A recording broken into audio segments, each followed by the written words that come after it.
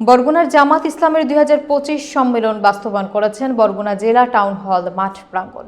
বিস্তারিত দেখুন জয়নাল আবেদিন রাজুর প্রতিবেদনে। 26 ফেব্রুয়ারি বুধবার দুপুর 2 ঘটিকার সময় সম্মেলনের সভা অনুষ্ঠিত হয়। প্রধান অতিথি হিসেবে উপস্থিত ছিলেন অধ্যাপক মিয়া গোলাম পরোয়ার। বিশেষ অতিথি হিসেবে উপস্থিত ছিলেন অ্যাডভোকেট মোয়াজ্জাম হোসাইন হেলাল, অধ্যক্ষ জহির উদ্দিন মোহাম্মদ বাবর, AKM ফখরুদ্দিন খান রাজি, ডাক্তার সুলতান আহমেদ। সভাপতিত্ব করেন অধ্যাপক মাওলানা মুহিবুল্লাহ হারুন, আমির বাংলাদেশ জামায়াতে ইসলামী শুরা সদস্য, কেন্দ্রীয় কমিটি প্রধান অতিথি। বক্তব্যে তিনি বলেন, আজকের 17 বছর পরে সম্মেলন ঐতিহাসিক জনসভায় রূপান্তরিত হয়েছে। যারা আমাদেরকে নিশ্চিহ্ন করতে চাইছিল তারা আজ ভারত পালিয়ে গেছে। গুম, খুন, হত্যা, আয়না ঘর করে রাজতন্ত্র কাম করতে চেয়েছিল শেখের বেটি হাসিনা, কিন্তু বৈষম্য বিরোধী ছাত্র আন্দোলনের মাধ্যমে তাদের পরাজয় হয়ে পালিয়ে গেছে। এদের জায়গা বাংলার মাটিতে হবে না বলেও জানান তিনি।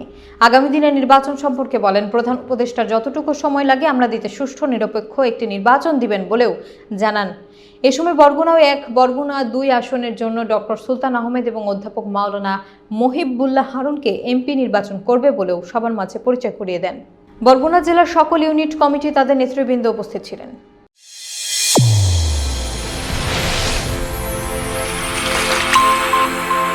চ্যানেল A1 হৃদয়ের স্পন্দন।